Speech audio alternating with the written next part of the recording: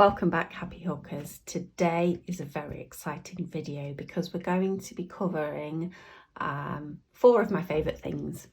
The first one is we're going to be shouting out to our first subscriber for their suggestion. The second one is we're going to be learning a new and exciting stitch. The third one is we're going to learn how to turn it into a beautiful baby blanket.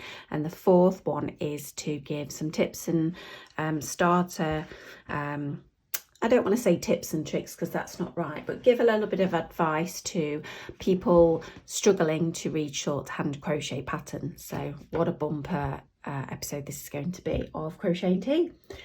So thank you ever so much to a wonderful lady called Kate. Kate reached out to me a couple of weeks ago to let me know that she had bought herself some Bernat Casa from Yarnspirations, a lovely, super bulky, fluffy yarn, which it recommends pairing with a size 8mm crochet hook. And she wanted to complete the pattern on the reverse of the belly band, which was, or is, I believe it's called the Mix It Up Throw.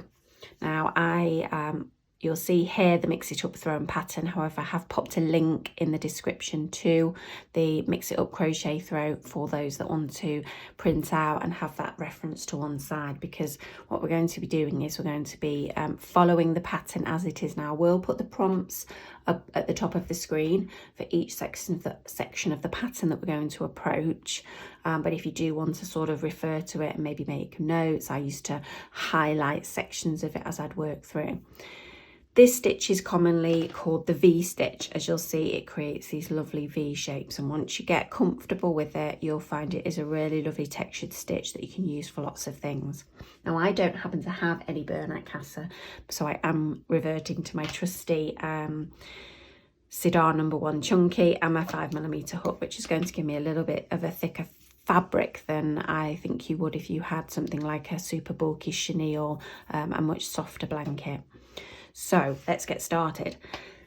The pattern itself, to start with, recommends chaining 103. Now, if you're not ready to jump straight into your blanket, that is a very handy way to work out how many stitches you need, especially if, like me, you're only going to crochet a small sample piece, which is a good idea to familiarize yourself with the stitch. Now, this isn't as simple as just crocheting an odd number. Believe me, I have done that and discovered I was wrong. The V stitches worked over multiples of 3 stitches. So I want you to create a multiple of 3 stitches, 3 chains, and then I want you to add 7 to it. 2 will be added to the end, if you like, for the finish, and 5 will be added to the beginning so that you can work into your first row. So let's get started. So I'm going to crochet 19 chains for my beginning swatch. So I've got my 1, 2, 3, 4, 5, 6, 7, 8, and I would 9, 10, be loose with these, 11, 12, 13, 14. There's nothing worse than finding that you've gone into, you can't get into your stitch because you've chained it a little bit too tight when you're trying to go back. So fingers crossed with my multitasking of talking and counting. 2, 4, 6, 8, 10, 12, 14, 16, 17, 18, 19. Perfect. So let's take a look at the first part of the pattern. First row. I've highlighted these brackets in red because within these brackets is essentially how to create your first V stitch, and everything within these 2 brackets will be crocheted into the same stitch, and that stitch, if you hadn't already guessed, is the 5th chain from the hook. So you're going to count 5 along. 1, 2, 3, 4, 5, and in this 5th chain you're going to place 1 double crochet. So yarn over insert, yarn over pull through, yarn over pull through 2, yarn over pull through 2, a chain of 1, and then another double crochet into exactly the same place. and there you have created your first V-stitch. Now what's important at this part of the pattern is the little bit after 1 double crochet, chain 1, 1 double crochet in 5th chain from hook.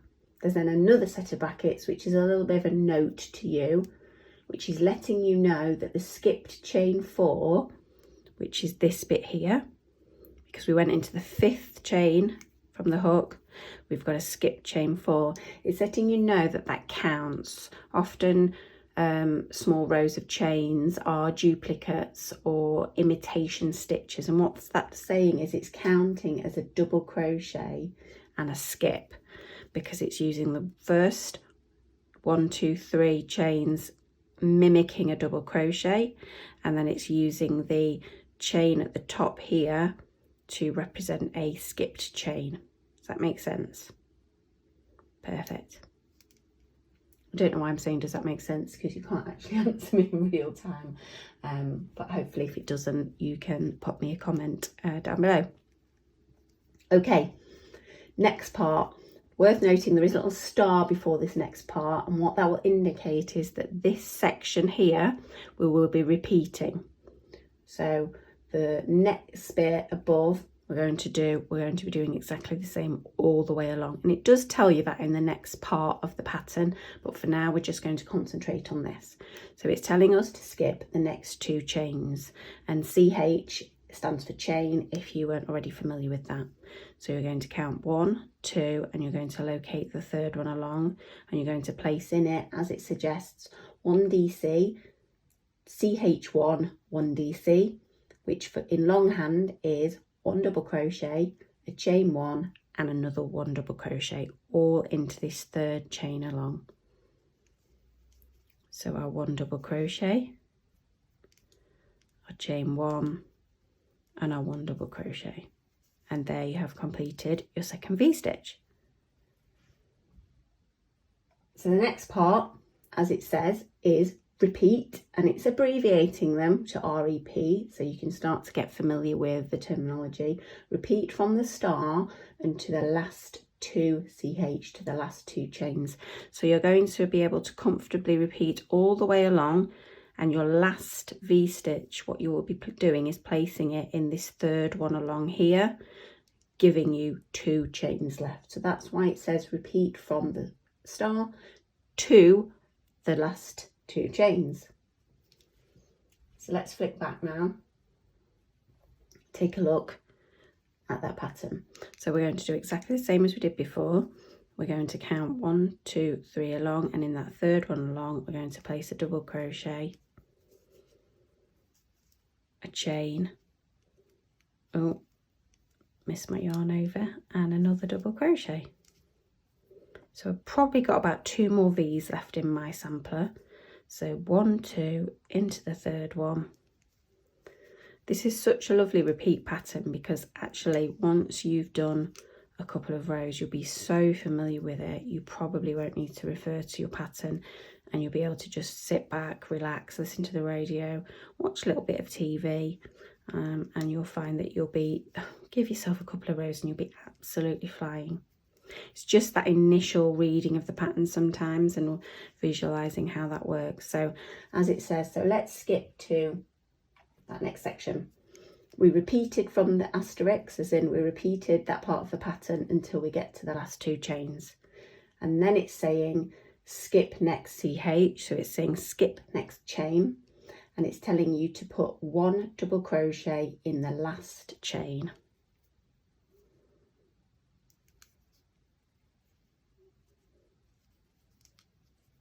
Now, if you have chosen to create your blanket using the 103 foundation chains that it suggested, what it's now telling you is that you should have 33 V-stitches. If you don't have 33 V-stitches, there's 2 reasons. One, you didn't start with 103, you're doing maybe a smaller blanket, a swatch piece like me, where I've only got 5 V's. Or if you don't have 33 V-stitches, you've maybe gone a little bit wrong somewhere. Now there's 2 things that could happen here. The most likely one of them is when you get to the end of the row, you do not have 2 chains left. You have 1 or you have 3. That's often the most common, 1 too many or not enough. There'll be two reasons why. You didn't do enough foundation chains, and it can be tempting to not count.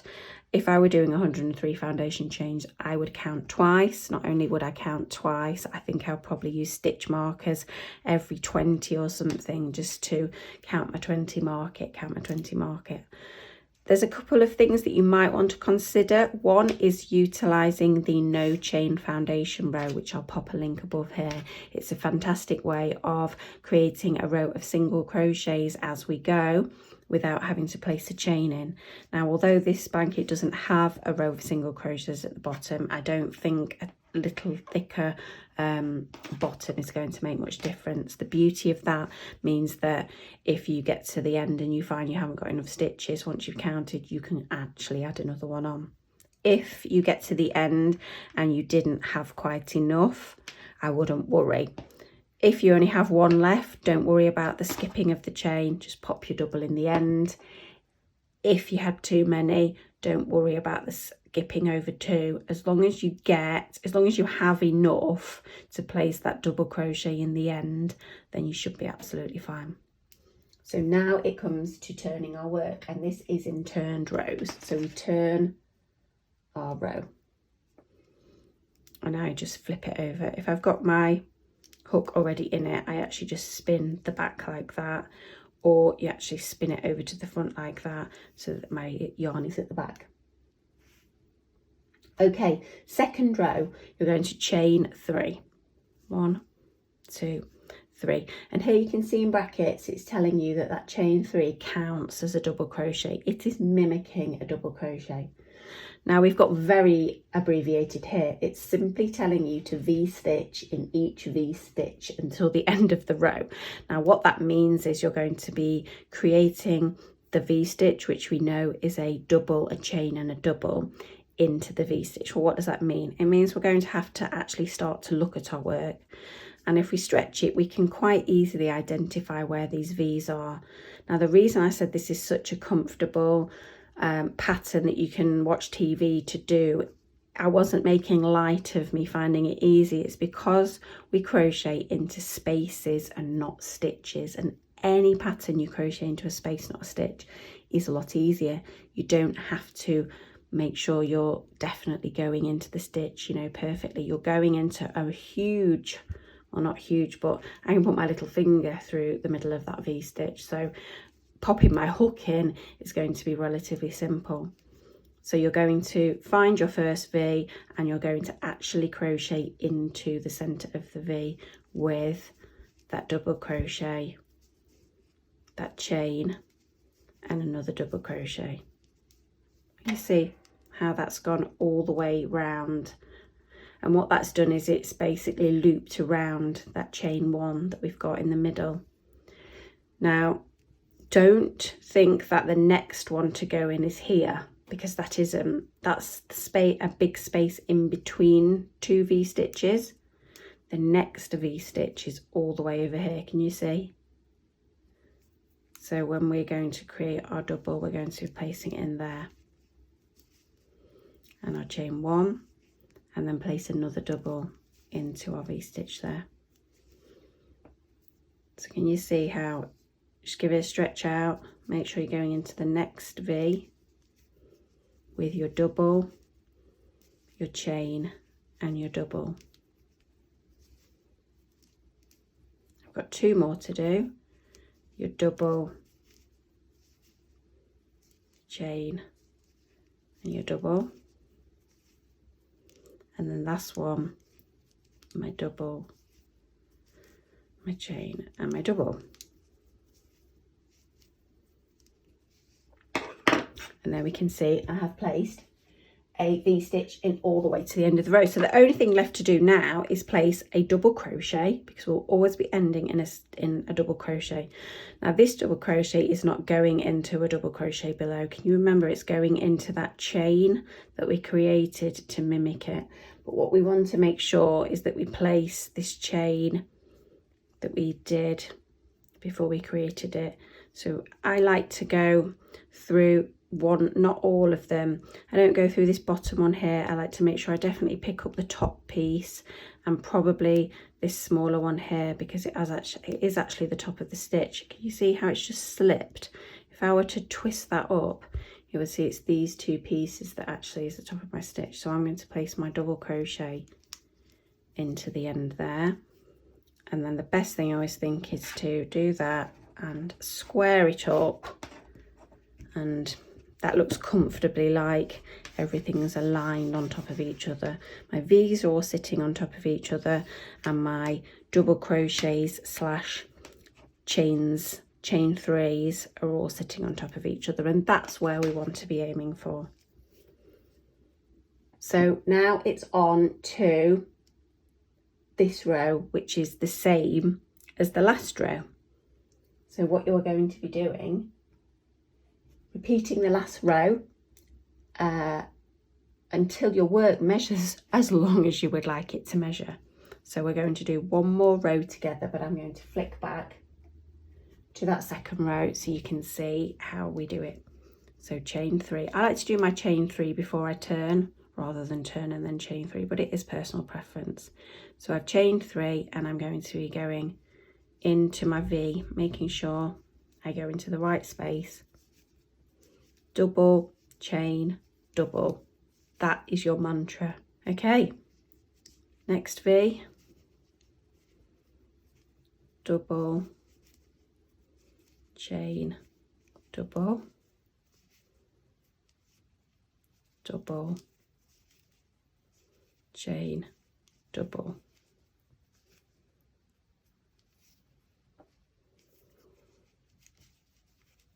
Double, chain, double. I always say when I'm crocheting these videos that I wish someone would come and unwind all of my yarn for me.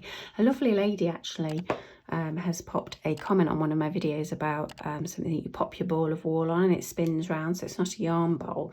I think it's essentially like a little spool, so you can kind of pull, and as you do, your ball won't wobble about your floor and your pets won't decide it's an intruder and try and attack it. Okay, so my last double, chain and double into my last V, and then I will be finishing up with into roughly there, so 1, 2, 3. If you're not comfortable in the right place to go here, do not fear. The only thing I would say is don't place your final double in the hole. Make sure you're placing it into a stitch, and make sure you're not placing it into this stitch here, because this is still part of your V. So if I hold on to the end of the V anywhere in this region, and you're going to be absolutely fine. So I'll probably go through these two here in this instance. Oh, let's yarn over first. So I'm going to pop it through those two, yarn over, and there we have the end of our round row, rather, not round. Been making lots of coasters last night, my brain is in round mode. You will see that this edge goes in and out a little bit. Do not fear, it is a blanket. It's going to be all, you know, especially if you're making it out of something like the Bernat Casa, which is textured and got little bits of fluff anyway. It's going to be a really beautiful, big, squidgy ball of love. So please do let me know if you actually make the Bernat Casa blanket. I'm obviously not going to make it with you on this video because it would take about, I don't know, to make that blanket, you're going to be quite a lot of hours. I'd love to know if you enjoyed the format of seeing the pattern up above, so you've got that little bit of a visual reference and we're following along together. And if you were new to shorthand patterns, did this help with some of the terminology, the abbreviations, the brackets and the parentheses, just to get a handle on how to read patterns? I like to always break it down section by section. Sometimes it's written, as it is in this pattern, in a really small column, in a little block, and it's just sort of like a sea of letters and numbers, and it can be sometimes a little bit daunting. Really enjoyed the subscriber comments and the suggestions. Had so many fantastic suggestions of things, from how to learn how to cable with crochet. Someone actually asked for some mittens, how to do the basket weave stitch. That's definitely going on the list very soon, but I simply had to it's up in time before she starts her blanket, and if I do manage to get a photograph of her finished blanket from you, we'll definitely feature it in the next Crochet and Tea podcast, because that would just be a wonderful beginning and end of a story. So once again, thank you ever so much for watching. Happy hooking, and I'll see you soon. Bye.